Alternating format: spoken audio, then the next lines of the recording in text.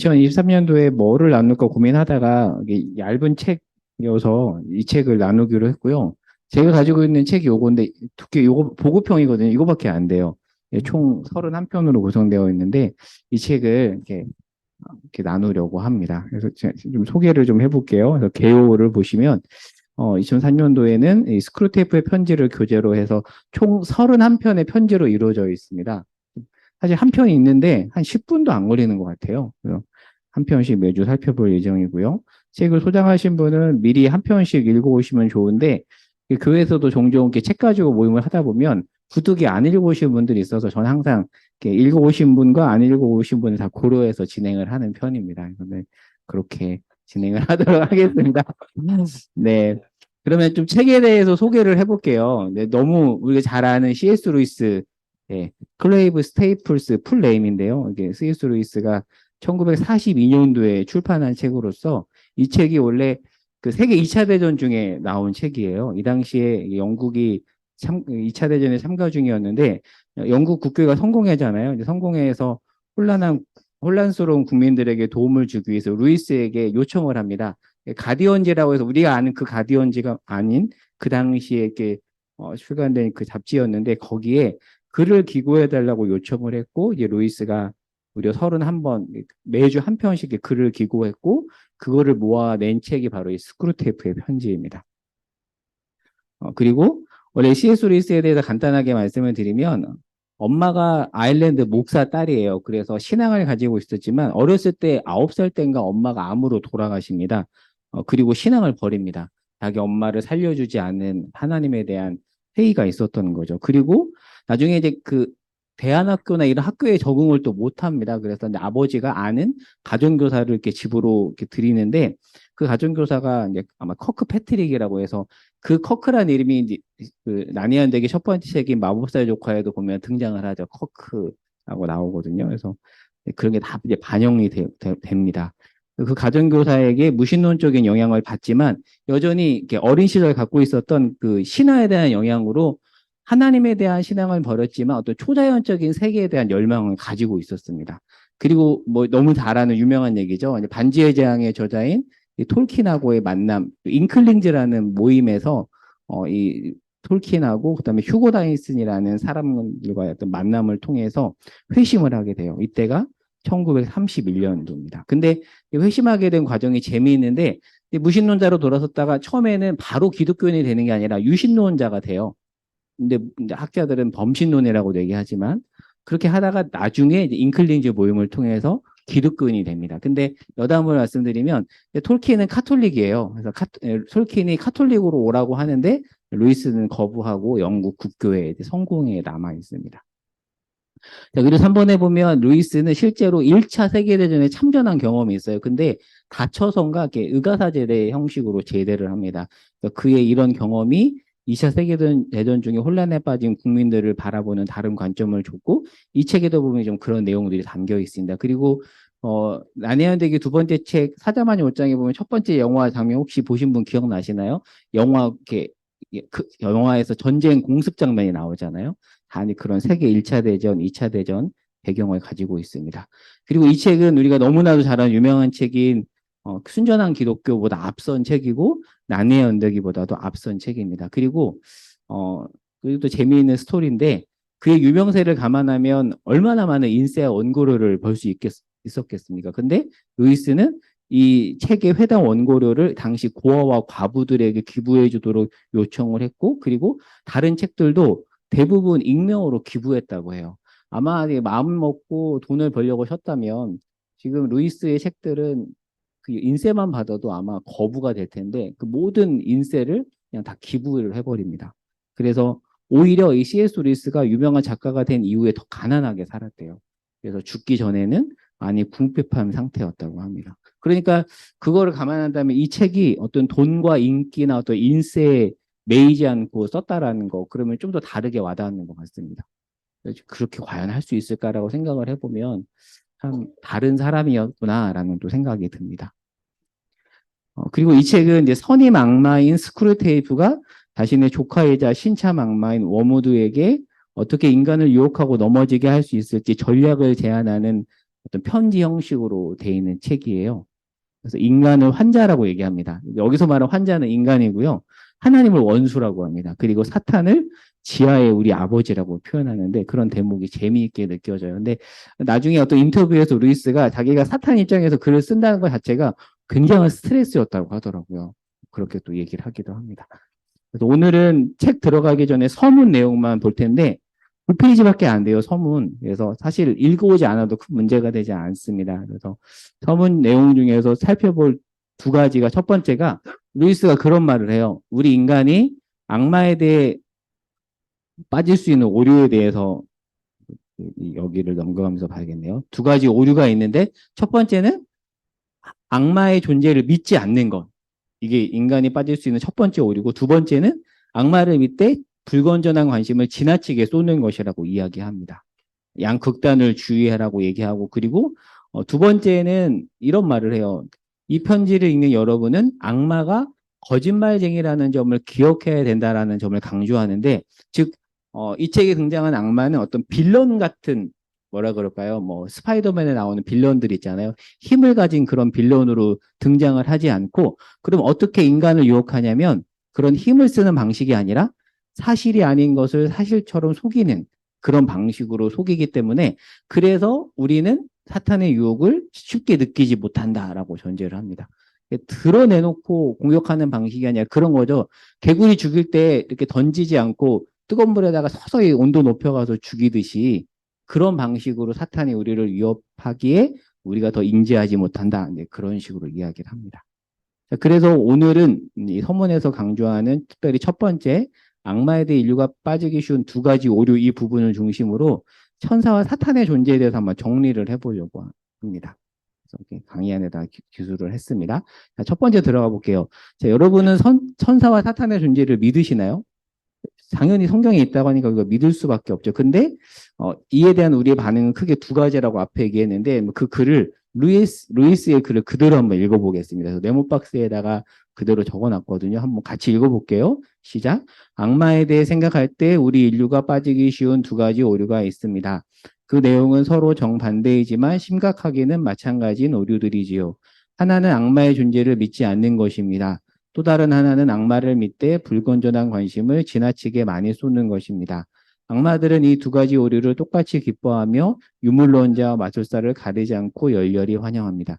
여기서 말하는 유물론자는 뭘까요? 믿지 않는 거죠. 모든 게 다 물질이라고 해서 사탄은 아예 영적인 실체를 믿지 않는 자를 루이스는 유물론자라고 하고 마술사는 뭐죠? 지나치게 모든 원인을 다 사탄으로 심지어는 누가 병에 걸렸을 때도 이거 귀신 때문이야 이렇게 해석하는 그런 사람을 이제 마술사라고 지칭을 합니다. 자, 그런데 이제 밑에 글을 볼게요. 제가 적은 건데요. 이 샤머니즘적 풍토 위에서 기독교가 한국에 들어왔잖아요. 그래서 초창기 한국 기독교는 사탄의 존재에 대해서 지나치게 인식한 면이 있었습니다. 그래서 그 위에 생겨났던 이단이 우리가 잘 아는 그 성락교회 같은 귀신파 이단이죠. 그리고 뒤에 강의 안에도 적어놨지만 그 배우 박보검이 속해 있는 그쪽 예수중심교회도 이쪽 계열의 이단입니다. 상당히 이제 한국교회도 유행을 했었죠. 그러나 이제 요즘에는 이성적으로 규명할 수 없는 것은 실제가 아니라는 그 의식 때문에 오히려 거꾸로 너무 인식하지 않는 측면이 있는 것 같아요. 여러분은 혹시 어디에 해당이 되시나요? 지나치게 인식하는 쪽 아니면 그 반대 너무 인식하지 않는 쪽. 사실 둘 중 하나에 속해 있겠죠. 그럼 2번을 보겠습니다. 자, 우리의 반응과 상관없이 성경은 분명히 사탄과 천사가 존재한다고 합니다. 그래서 보시면 마태복음과 누가복음에도 기술하고 있고요. 그리고 베드로전서에서도 보면은 너희 대적 마귀가 지금도 우리 주변을 다니고 있다라고 분명히 언급을 하고 있고 그리고 역대상에 보면은 그 다윗이 인구조사할 때도 사탄이 일어나서 다윗을 충동시켰다라고 사탄의 실제 일하는 또 현상에 대해서 이야기하고 있습니다. 자, 그러면 사탄의 기원에 대해서 한번 얘기해 볼게요. 사탄은 베드로전서 5장 8절에 보면 마귀라는 단어가 있는데 헬라어로 디아볼로 게임 이렇게 해보신 분 혹시 어떠신가요? 네, 문재님, 네. 디아볼로스가 헬라어로 사탄, 그러니까 마귀라는 뜻인데요. 예, 원어적으로 보면 비방자, 고소자를 뜻하는 뜻이고 히브리어로 사탄이고 헬라어로 디아볼로스입니다. 그래서 사탄이라는 것은 원래 히브리어라는 것도 기억하면 될 것 같고요. 자, 그러면 하나님이 사탄을 만들었을까? 그렇지 않습니다. 하나님은 태초에 천사를 만드셨죠. 근데 사탄은 창조물이 아닙니다. 그러니까 선천적인 존재가 아니고 후천적인 존재인 거죠. 근데 보통 다른 종교에서는 선과 악 모두 다 신이 만들었다고 보지만 기독교는 천사, 선은 하나님이 만든 거지만 악은 후천적이다라고 이야기하고 있습니다. 자, 그래서 사탄에 대해서 알려면 천사를 알아야 됩니다. 왜냐하면 사탄은 천사가 왜곡된 존재이기 때문에 그렇죠. 자, 천사에 대해서는 다음 페이지에 보면 자, 천사는 분명히 피조물이라고 합니다. 그리고 인간보다는 지식에 있어서 더 뛰어나긴 합니다. 사람보다. 그래서 수태고지도 하잖아요. 하지만 전지하진 않습니다. 근데 이것의 근거 구절이 마태복음 24장 36절과 에베소서 3장 10절이에요. 자, 그런데 그 천사들 중에서 일부가 타락을 한 거죠. 그래서 사탄은 타락 천사입니다. 자, 그런데 다시 한번 강조하지만 사탄과 귀신은 전지하진 않는데 보통 집에서 이런 말 많이 하지 않나요? 대화하다가도 누가 뭘 기가 막히게 잘 알면 와, 귀신같이 하네. 그런 표현 잘 쓰는 거 사실은 한국인의 풍토에서 나온 것 같아요. 귀신의 존재도 인정하고 뭔가 귀신은 다 안다. 저도 종종 그런 말 하거든요. 우리 애한테. 와, 우리 시원이 귀신같이 잘하네. 어찌 보면 너무나도 자연스러운 한국인의 세계관에서 나온 어떤 그런 개념인데 사실 그런 개념들은 이제 성경적 세계관에 비추어서 다시 생각해 봐야겠죠. 세 번째 보면 천사의 타락인데 베드로후서 2장 4절에 가면 범죄한 천사들이라는 표현이 있습니다. 범죄한 천사들. 그러니까 이 구절을 통해서 유추해 보면 천사들 중에서 일부가 범죄했고 그들을 하나님께서 심판하시겠다라고 하는 거죠. 그리고 유다서 1장 6절에 가면 이런 말씀이 있어요. 자기 지위를 지키지 아니하고 자기 처소를 떠난 천사들, 사탄의 기원이죠. 자, 그러면 이들은 왜 이렇게 타락한 걸까? 디모데전서 3장 6절에 보면 이런 표현이 있습니다.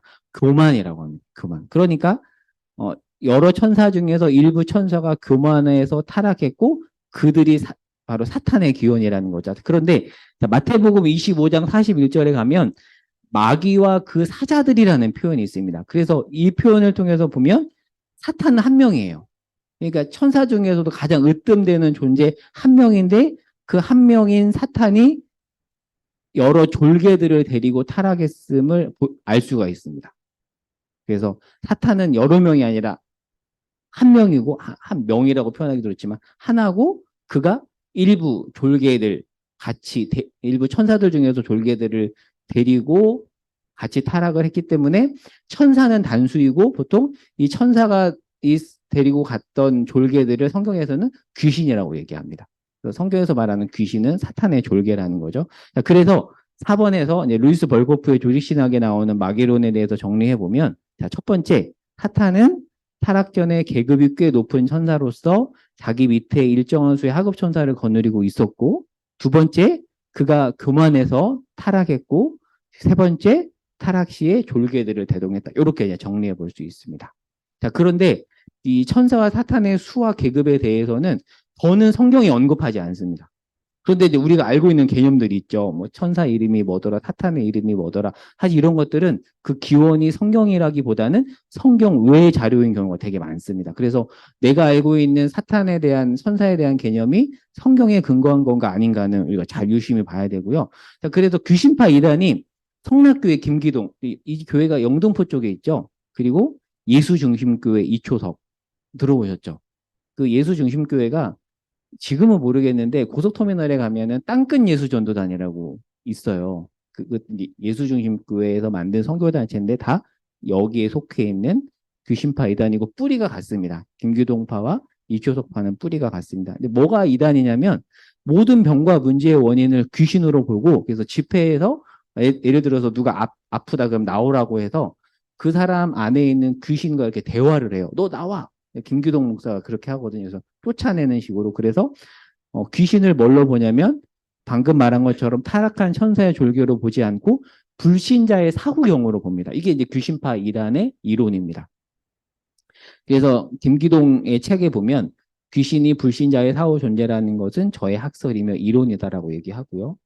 그리고 예수중심교회 이초성의 경우에도 귀신파 중 일환인데 최근에 이제 그 박보검 배우가 여기에 열혈 교인으로 알려져 있죠. 그래서 그 이름 자체가 이 초성 목사가 지어준 이름이래요. 근데 물론 이 말이 이 연예인의 하나 인격을 무시하려고 하는 말이 아니고 이 정도 정보는 알고 있으면 좋을 것 같아서 이렇게 적은 거고요. 어렸을 때 이렇게 치유의 경험이 있대요. 옮겼대요. 오, 그렇구나. 네. 제가 최근 정보를 모르고 있었군요. 네. 네. 여기 아까 박보검 팬들이 많이 있는 게 아닐까요? 네.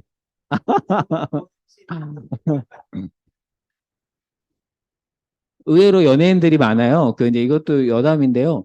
구원파가 이제 세 파가 있는데 세 파 중에 한 파가 이호환파 인도권에 가면 서울중앙교회라고 있죠. 거기가 이제 세 분파 중에 하나인데 거기에 이제 또 연예인들이 많습니다. 대표적인 연예인이 류승용, 뭐 민효린, 태양 다 거기서 만나서 결혼했죠. 근데 또 누구요? 어? 아, 맞다. 그쵸. 유진하고 기태영이죠. 거기서 만나서 결혼했죠. 그러니까 구원파의 그쪽 분파인데, 유병원 쪽하고는 우리가 안 맞다고 해서 나온 쪽이에요. 그래서 원래는 아마 교회가 서울에 있었다가 이제 인도권 쪽으로 옮겨서 서울중앙교회죠. 거기에 연예인들이 많습니다. 근데 이제 10대들이 연예인 보러 이제 그쪽 교회로 들어가는 경우가 왕왕 있어서, 진짜 부모님들은 이 정도 정보는 좀 알고 있어야 저는 된다고 생각을 해요. 사실 이런 거 모르면 아이들이 박보검 좋아해서 예수중심교회 가고, 저도 그런 경험이 있어요. 한 아이가 누구랑 자기가 연애하는데 그 아이가 여기 속해 있더라. 알고 봤더니 이 교회 어떤 교회냐고 이제 저한테 상담해 온 적이 있었거든요. 그래서 잘 알려줬죠. 사실은 이런 데다. 그 정도는 우리가 알고 있어야지 그런 상황에 대비할 수 있는 것 같습니다. 그래서 정리해봤고요. 자, 그리고 다음 페이지로 가면 루시퍼 많이 들어봤잖아요. 자, 이 루시퍼의 기원에 대해서 한번 또 참고로 한번 정리를 해볼게요. 이사야 14장 12절에 가면 이런 표현이 있습니다. 너 아침의 아들 계명성이라는 단어가 있는데 문맥상 본다면 이 계명성은 바벨론 왕을 지칭하는 표현이에요. 그런데 이 계명성이 이사야 14장 13절에 보면 하나님의 별 위에 앉겠다, 뭐 높은 곳에 가겠다라는 그런 말을 하기도 하거든요. 그러니까 이 계명성이라는 존재가 하나님보다 더 높은 자리에 오르는 극치의 교만을 보여주고 있음을 이 구절이 설명을 해줍니다. 그런데 이 계명성이라는 단어가 히브리어로 헬렐이라고 해요. 그런데 라틴어 불가타 성경, 중세 카톨릭에서는 가장 권위 있는 성경 번역본이었거든요. 이 불가타 성경에서는 계명성을 루시퍼라고 번역을 합니다. 근데 무슨 뜻이냐면 라틴어로 룩스가 빛이고 퍼가 옮기다라는 건데, 즉 빛을 옮기는 존재라고 해서 그냥 소문자 루시퍼라고 번역을 했는데, 안타깝게도 킹제임스 성경이 L을 대문자로 번역을 해버린 거예요. 근데 나중에 이 단어를 밀턴이 신라권에서 이 루시퍼를 아예 고유 명사인 사탄으로 언급을 해버립니다. 그러다 보니까 이제 중세나 아니면 유럽 문학 쪽에서는 계속해서 루시퍼가 어떤 성경에 등장하는 사탄인 것처럼 오해가 된 거죠. 근데 엄밀히 말하면 루시퍼는 오역입니다. 오역에서 파생된 단어입니다. 이 루시퍼라는 그뭐 노래 제목도 있잖아요. 일단 오역이란 거고요. 그래서 칼뱅의 경우는 이 계명성은 사탄이 아니라고 해석을 하기도 하지만 대부분의 보수적인 학자들은 이사야 14장 12절의 계명성이 바벨론 왕도 의미하지만 동시에 사탄도 의미한다라고 해석을 합니다. 그런데 이게 저희 교단에 속한 대부분 보수적인 신학자도 그렇다라고 봐요. 하지만 루시퍼라는 이름을 가진 건 아니라는 거죠. 자, 이 해석이 맞다면 맨 밑에서 그 부분, 루시퍼 부분 밑에서 세 번째 줄을 볼게요. 사탄은 천사 중에서도 가장 하나님과 가까운 존재였지만 어쩌면 그런 높음이 하나님을 시기함으로 이어져서 타락했다. 이렇게 볼 수 있는 거죠. 그래서 보통 그런 말 많이 들어보지 않았어요. 사탄이 원래는 하나님을 찬양하는 천사장이었는데 타락해서 이렇게 됐다. 뭐 그렇게 해석을 하고 그런 내용들이 어떤 문학 작품에도 등장하기도 합니다. 정리를 해보겠습니다. 사탄은 분명히 존재합니다. 하지만 한계를 가지고 있습니다. 유다서에서도 하나님의 손 아래에 있다고 얘기합니다. 그래서 그들의 원래 이름처럼 사탄은 비방자라는 뜻이 있는데 그 이름처럼 우리를 참소하고 겁을 줄 수 있지만 우리의 운명을 바꾸지는 못합니다. 그래서 인식은 해야 되지만 지나치게 두려워할 필요는 없습니다.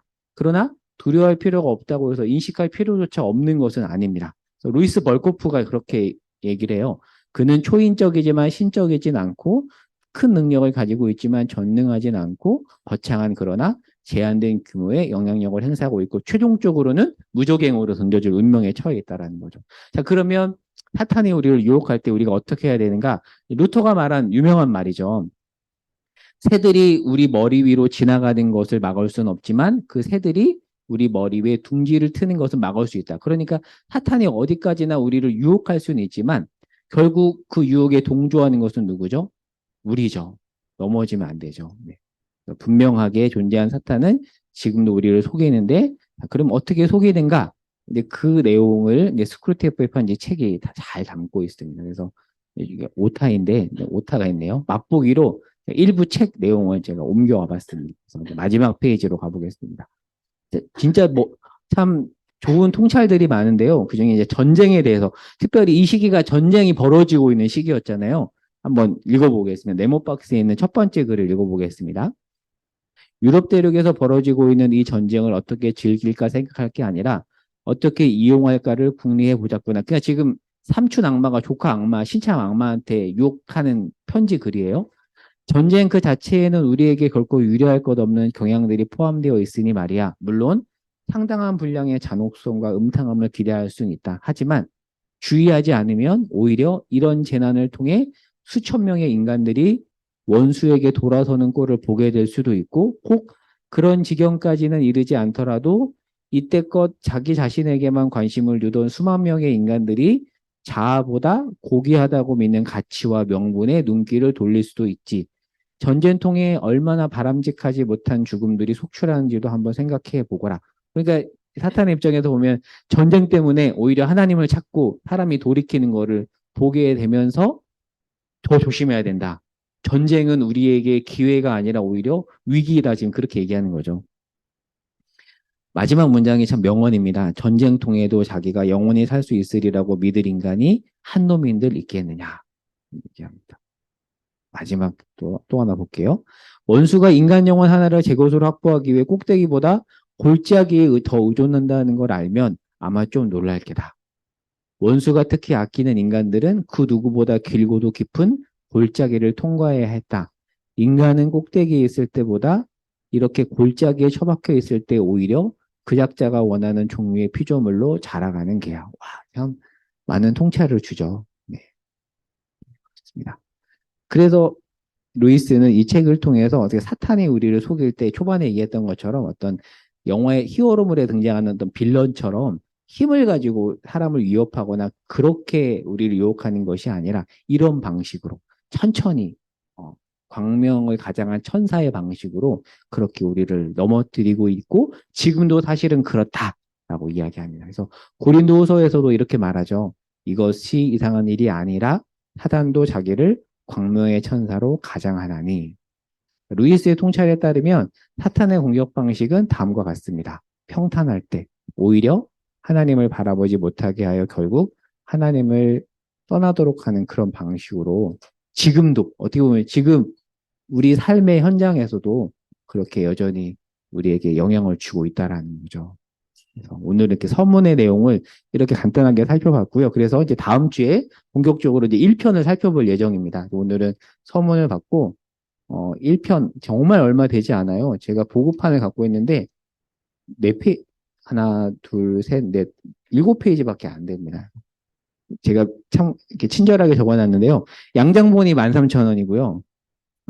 10% 할인하면 11,700원입니다. 그래서 핸디북은 이거 5,000원대밖에 안 해요. 이 핸디북이고 전자책은 또 6,000원입니다. 그래서 근데 아까 말한 것처럼 저는 안 읽고 왔다는 것도 가정하고 그렇게 준비를 하겠습니다. 그래서 책값이 저렴하니까 또 이 기회에 같이 읽으면 너무 좋을 것 같아요. 그리고 이게 대학로에서 최근에 뮤지컬로도 영국으로도 한번 관람 상영되기도 했습니다. 스코어테이프 지금도 아마 할걸요? 네. 네. 네. 한번 네, 같이 봐도 너무 좋을 것. 네? 평이 좋아요. 네. 네. 그렇습니다. 너무 짧아서 같이 읽으면 네, 좋은 내용들이 참 많이 있습니다. 그래서 오늘은 일단 여기까지 하고 나눈 질문 두 가지 적어봤어요. 네. 첫 번째는 자, 평소에 사탄의 존재에 대해서 얼마나 생각하고 있는지, 생각하지 않았다면 왜 생각하지 않았는지. 저는 꽤 오래 전에 벌써 20년이 넘었는데 이렇게 선교단체에서 단기 선교를 가면 항상 그런 풍토가 있잖아요. 영적 전쟁 한다고 예를 들어서 우리 팀이 짐을 잃어버렸어요. 그러면 평소에는 괜찮은데 꼭 그런 상황이 되면 갑자기 모여서 기도합니다. 영적 전쟁 기도를 해요. 근데 그게 과연 맞는 걸까? 근데 한편으로는 맞는 것 같고 또 한편으로는 지나치게 생각하는 것도 있는 것 같아요. 이제 제 아내도 단기 선교 때 얘기해 주는데 인도에서 갑자기 누가 옆에서 막 이렇게 하는 거를 보고 이렇게 저 사람 뭐 주술하는 거다라고 생각하고 팀원들이 영적 전쟁 기도를 했대요. 근데 알고 봤더니 이제 인도 사람들은 계산하는 걔네들 다 계산 암산하잖아요. 근데 이렇게 다 그래서 그거를 오해했던 그런 경험도 얘기하는데 특별히 그럴 때 좀 지나치게 인식했던 것 같아요. 근데 저도 예를 들어서 팀원들 간의 갈등이 너무 심하면 이제 같이 모여서 영적 전쟁 기도하거든요. 근데 그러면 그게 다 나쁜 건가?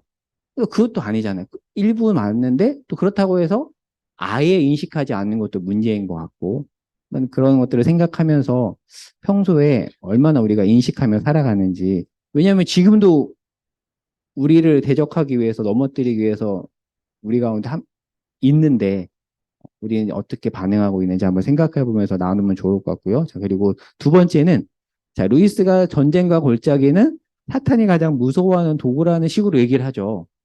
지금 겪고 있는 어떻게 보면 우리가 지금 전쟁과 골짜기 같은 상황을 겪을 수 있는데 그런 상황을 지금 우리가 어떻게 대하고 해석하고 있는지 저는 그 표현이 참 너무 와닿았던 것 같아요. 아직 그 첫 번째 글 마지막 부분에 전쟁통에도 자기가 영원히 살 수 있으리라고 믿을 인간이 한 놈들이 있겠느냐 이런 식으로 얘기를 하는데 좀 그런 부분들을 다시금 생각하면서 지금 겪고 있는 전쟁과 골짜기 같은 상황을 어떻게 대하고 해석해야 되는지에 대해서 편안하게 나누면 좋을 것 같습니다. 저희가 보통 이제 3시 반에 이제 아이들 봉사부 데려오거든요. 그래서 어 보니까 자매들 소그룹은 꼭 여기 질문에 개의치 않고 나눔을 갖더라고요. 상관없습니다. 네.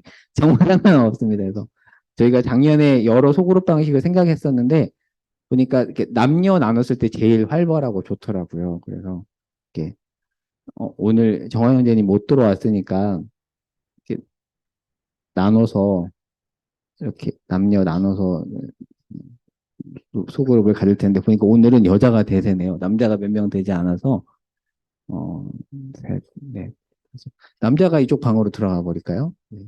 남자들. 아, 네. 네. 왜냐하면 좀 아담한 방에도 좋은 거죠. 네, 네. 그러면 자매님 저 방으로 들어가고 혜인 자매님 지금 이제 가시죠. 여기 오늘 또 혜인 자매님 출근해야 돼서 아쉽지만 네, 우리 석훈 형제님이랑 가신다고 합니다. 그래서 잘 가시고 일 열심히 하시고 다음 주에 뵙고요. 자매님들이 아늑한 이쪽 방으로 들어가서 모임을 갖고 우리 형제들은 이쪽 오픈된 곳에서 모임을 갖겠습니다.